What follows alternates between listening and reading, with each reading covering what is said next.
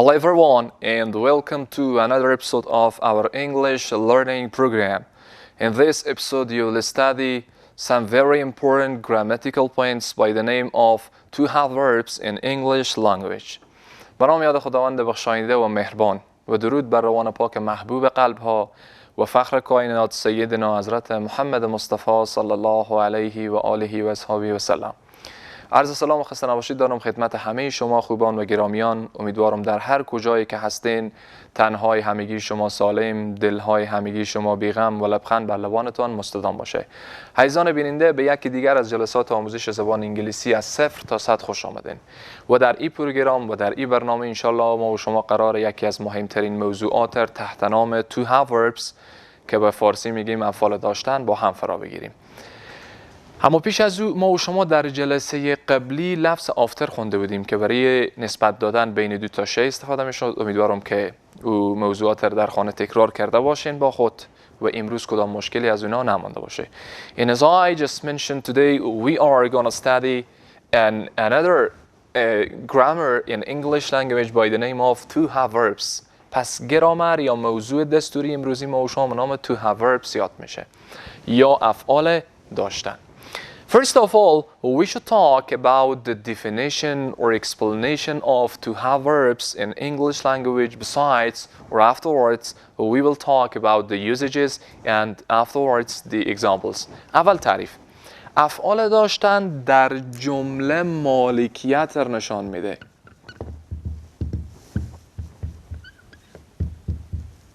نشان میدهد. یا داشتن را نشان میدهد.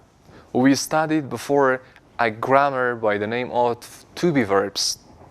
To be verbs, they show being in the sentences or state. افعال بودن را خوانده بودیم یا to be که بودن را نشان میداد. اما افعال داشتن را میخوانیم که داشتن یا مالکیت را نشان میده. یک چیزی که ما و شما صاحب از او باشین.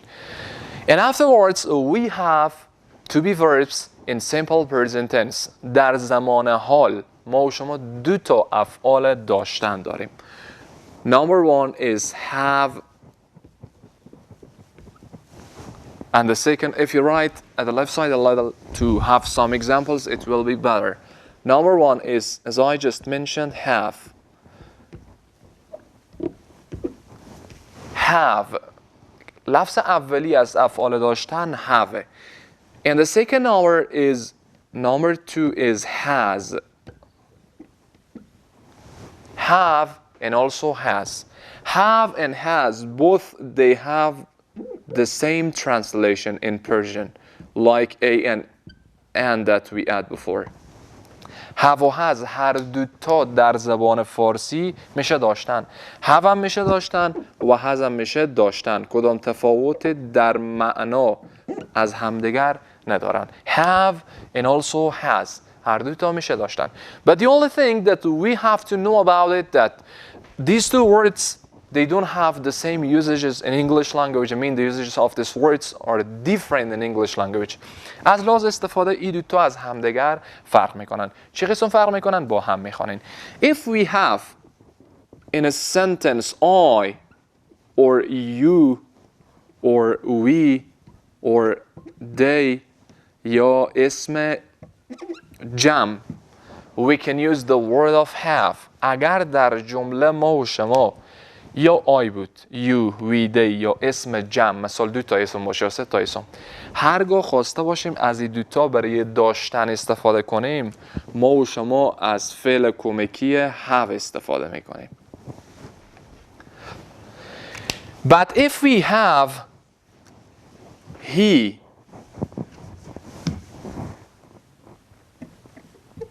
she, afterwards it یا اسم مفرد، اگر این چهار گزینه داشته باشیم ما و شما داشتن خواسته باشیم نشان بدیم از فعل کمکی has استفاده میکنیم. You all know about these words that I just wrote on the whiteboard.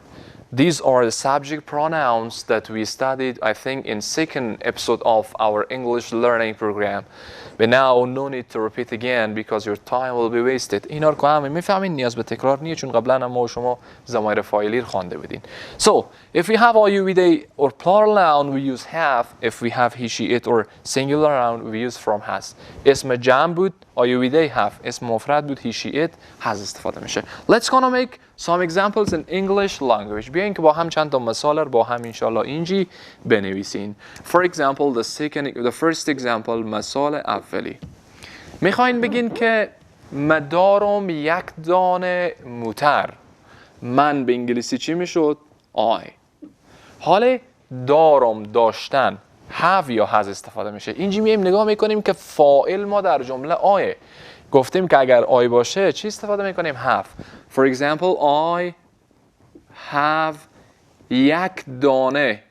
اینجی ببینین کار موتر خواندیم. به چی شروع شده؟ C. خوانده بودیم که اگر به حروف B صدا شروع شه از چی استفاده میکنیم؟ از A. I have a car. من یک دانه موتر دارم. The second example مثال دوم. حالا میخوایم بگیم که آنها دو دانه خانه دارن. They آنها دارند یا have یا هست. ببینین have هست. In here we can see that we can use with they have. با کلمه they چی استفاده میشد؟ have. They have دو تا به انگلیسی میشه two. حال خانه میشه house. چون اینجی ما و شما دو گفتیم جمعه با آخر ای چی اضافه میکنیم؟ s. H-O-U-S-E خود لفظه یک اس هم اضافه میکنیم چون جمع شده they have two houses. And the second number has. اگر خواسته باشیم به has ما و شما مثال بدین ببینین for example we can say عمر داره یک دانه بایسکل. عمر به انگلیسی میشه he.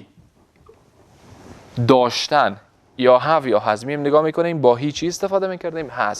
He has یک دانه میشه A چون اینجی بایسکل به بی شروع میشه bicycle.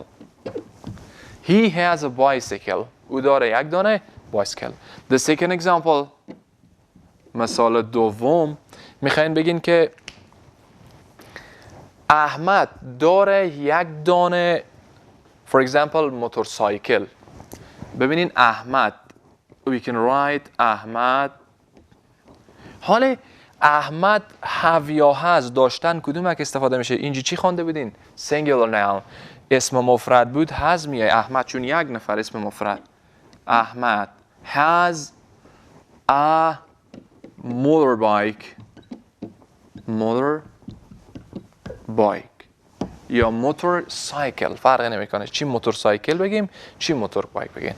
So the contraction or the summary of today, if we want to summarize, is about to have verbs. پس خلاصه درس‌های امروز to have verbs یعنی افعال داشتن بود که گفتیم افعال داشتن they show ownership or possession in the sentences. در جمله مالکیت رو نشان میده.